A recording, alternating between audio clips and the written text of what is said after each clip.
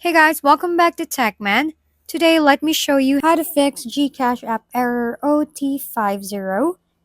In this video, I'll show you how to fix the GCash app error OT50 in just a few easy steps.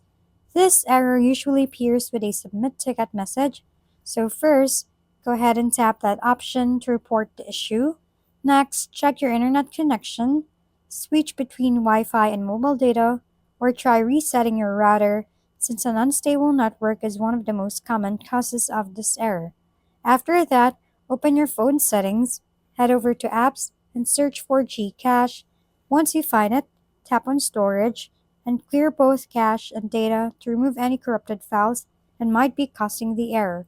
If that still doesn't fix it, uninstall and reinstall the GCache app or check the Play Store to see if an update is available. Always make sure you're using the latest version of the app. Lastly, disable the developer options if it's turned on. You can find this under additional settings on your device. Once you've done all that, reopen GCache and try again. Those are the best methods to fix the GCache OT50 error quickly and efficiently. If we've been helpful, kindly give us a thumbs up and don't forget to hit the subscribe and bell button for more contents. For any questions and suggestions, comment down below.